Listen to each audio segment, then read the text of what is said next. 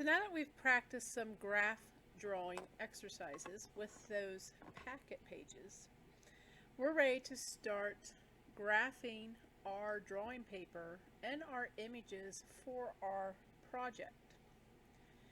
So I have here in front of me two popular sizes of paper that you may have when you purchased your sketchbook. The first is the same size as copier paper. It's 8.5 by 11. And the other one is slightly larger. It is 9 by 12. Now you do want sketchbook or drawing paper for this project because sketchbook and drawing paper have a little bit of what we call a tooth to it, has a little bit of a texture to it that allows it to grab a hold and keep a hold of graphite pencil. And since we are going to be shading this project, we want paper that's going to grab a hold and keep a hold of the graphite. Copier paper is too smooth. You can't develop a lot of value in shading with copier paper. So you do want sketchbook or drawing paper. So the first step is I want to apply a grid to my drawing paper. Now, when you submitted your image, you will be getting it back from me with a 1-inch grid already applied to it. And your image that you submitted has been cropped to an 8 by 10. So when I apply the grid to this paper, I'm going to have some extra spaces that I'm not going to need for my project. I'm going to just apply a 1-inch grid. So I'm going to do that first here with my 8.5 by 11 sheet of paper, and then I'll demonstrate the same process with 9 by 12. Now when you worked with your graph drawing packets and your practice pages, if you did not have a printer and you had to apply a grid to your drawing paper, well, then you're already familiar with this process. But for those of you who may have had a printer and printed out the packet to complete the assignment, this is going to be new for you. And you need to know how to measure correctly in art, because anytime we work with a grid, it's important that the grid be as perfect as possible. So I'm going to start by making some marks on my paper. Now anytime you make a grid, you want to measure twice. You're going to measure once at the bottom of the paper and once at the top of the paper. And that's because it then gives me two reference points to line my straight edge up to. And then I know for sure that that line from the left edge to the right is going to measure the same distance all the way down my paper. Now I want a 1-inch grid, so I'm going to line up the 0 of my ruler to the left edge of my paper, and I'm going to make a small, basically kind of like putting a period at the end of a sentence, a small little mark right above each of my 1-inch lines. Now if you're unfamiliar with a ruler, then what you're looking for in most rulers is a long line after the numbers. So if I zoom in here on my ruler, you'll see that there is a long line after my number. Sometimes on some rulers, as we get into double digits, that line will split the number. On my ruler here, the long line is still behind the number. So this is my 1-inch mark. And for this project and our grid we're creating, we only need to know where the 1-inch marks are located. So make sure you know that. The other thing you want to pay attention to before you start measuring and applying any type of marks to your paper is where exactly is the 0 to your ruler. Some rulers, like this one here, the 0 starts at the very edge of the ruler's physical body.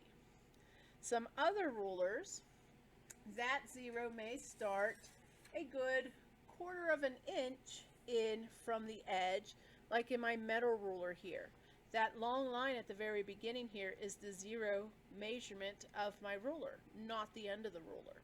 So you do need to pay attention to that so that you're not creating wrong measurements. If in doubt, if you do not know where the 0 begins, you could always line up your 1-inch line to the edge of your paper and then mark every inch after that.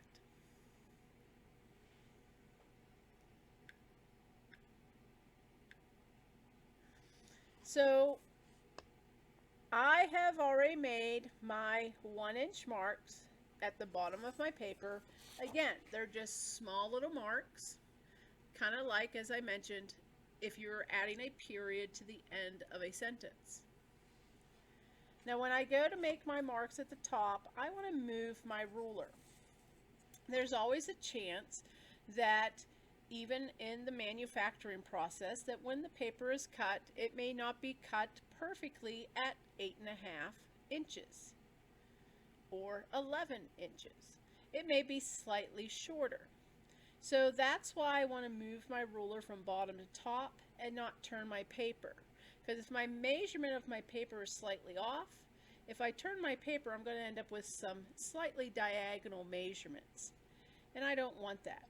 So moving my ruler to the top of my paper, I'm lining up the 0 to the left edge of my paper, and I am again making those little period marks right above each 1-inch increment.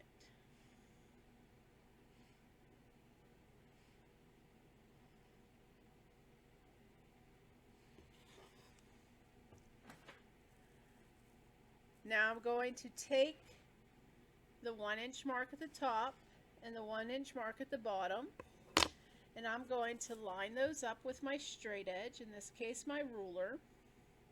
And once they are lined up, then I want the hand holding the ruler to be applying all the pressure. I want the hand holding the pencil to be very relaxed because I want a very light pencil line. Now I'm right-handed, so I have my ruler to the left of my marks. If I was left-handed, I would want my ruler to the right of my marks, because in that way I don't have to cross over my arms. And I've seen this. I've seen kids who are right-handed put their ruler on the left side of their marks, and then they're trying to cross over their hands to draw their marks. So make sure that the pencil has a clear path to those marks when you line up this straight edge. Now the other thing is, when you go to draw them, to get a light line, you don't want to put a lot of pressure on your pencil.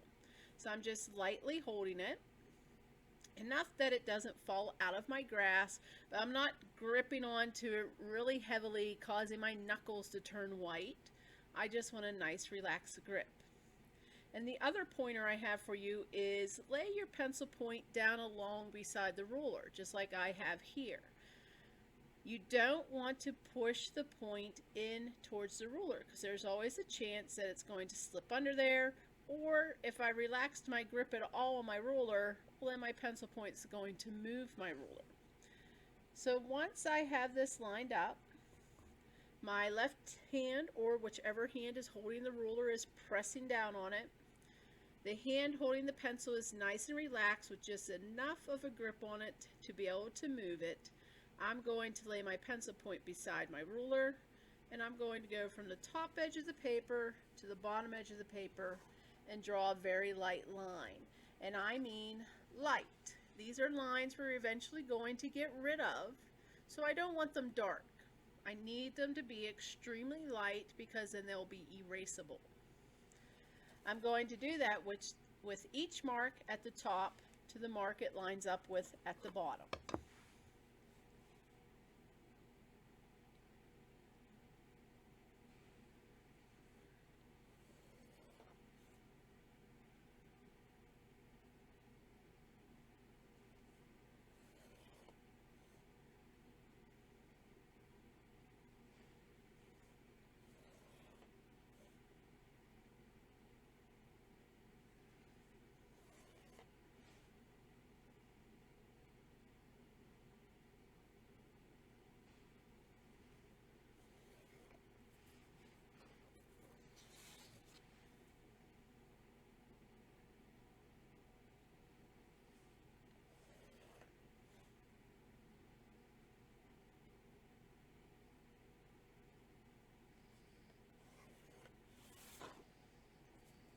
So there are my lines. Again, we want them light so that they can be erased later. These are just a guide for us when we draw. They're not part of the project. So you'll notice that you have, if you start in portrait view like I did, an extra ½ inch of space. That's okay. We're more interested in making sure we have our full 1 inch spaces measured out properly, and any little extra we won't be using anyways. So my next step is to turn my paper into the opposite direction. So since I started in portrait view, I want to turn my paper now into landscape view. I'm going to repeat the same process. I want a 1 inch grid, so that means I want to have increments at 1 inches all over my paper. So it's going to be basically little squares. So again, at the bottom of my paper, I'm lining up the 0 of my ruler to the left edge, and I'm going to apply a 1 inch marking. So again, those little period marks right above my 1 inch lines all the way across my paper. And I don't have to make a mark at 11 because it's the end of my paper. Once again, I'm only moving the ruler to the top of my paper. I'm not rotating my paper around. And once I have the 0 lined up to the left edge, I am again going to make little marks at my 1 inch increments.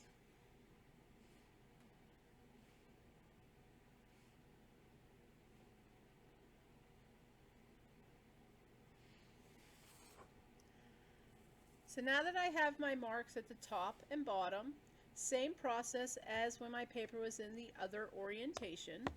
I'm going to line up my 2 marks, the one at the top to the one at the bottom. And again, all the pressure is on my ruler, very light pressure on my pencil point laying beside the ruler, and from edge of paper, I'm going to draw my line. And you can see I now have some 1 inch squares. And I'll make that closer so you can see those. So I'm going to continue to line up my top marks to my bottom marks, and again creating light pencil lines.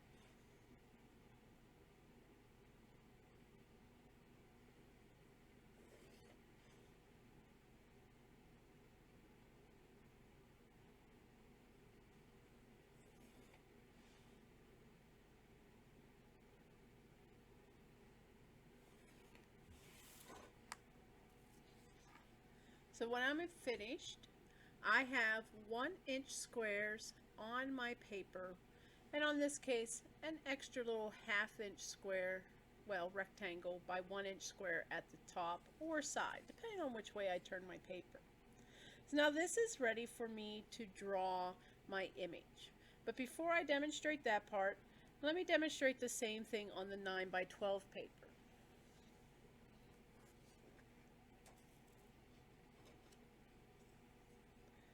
So 9 by 12 paper, it's the same process. It's just a larger sheet of paper. And because it is an even amount of inches, I'm not going to have an extra ½ inch space like I did on my 8.5 by 11. So again, I'm going to line the 0 up on the left side of my page, and I'm going to make marks along the bottom every 1 inch.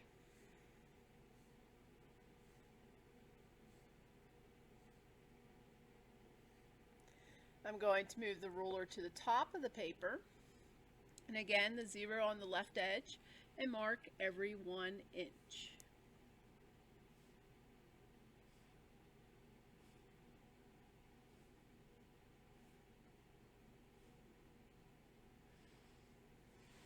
And just like I demonstrated in the last sheet of paper, I'm going to line up those marks at the top and bottom. My hand holding the ruler is applying all the pressure. My pencil is lightly cradled in my hand, pencil point laying beside the ruler, and from edge of paper to edge of paper, I'm going to draw my lines.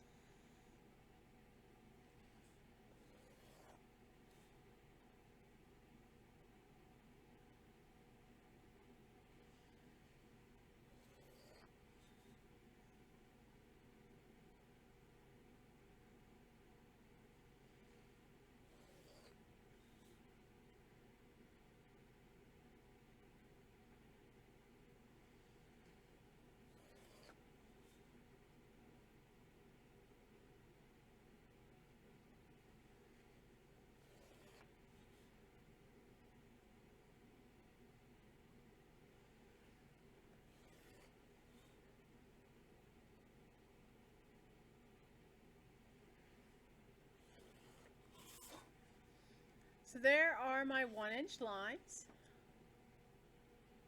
And now I'm going to rotate my paper 1/4 of a turn. Those lines I drew are now horizontal, and the same process as I demonstrated before. Lining up at the bottom, left edge of my ruler to the left edge of my paper. I'm going to make my marks every inch.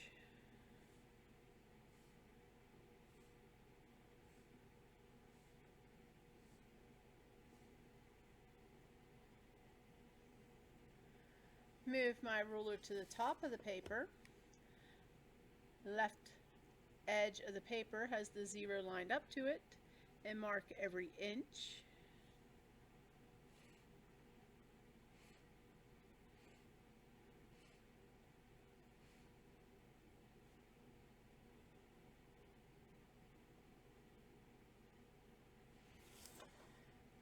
And now line up those top marks to my bottom marks with my straight edge. And again, holding the ruler down, pencil point laying beside the ruler, very light grip on my pencil, create my lines.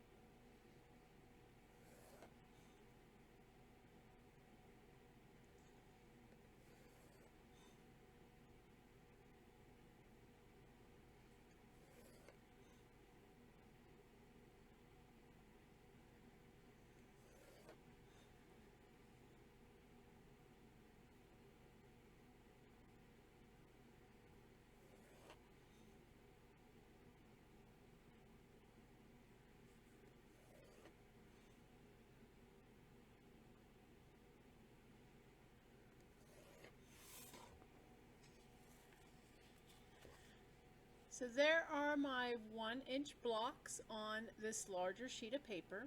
Again, same process as the smaller sheet of paper. It's just because it's whole inches, it doesn't have that little extra piece like this smaller paper does.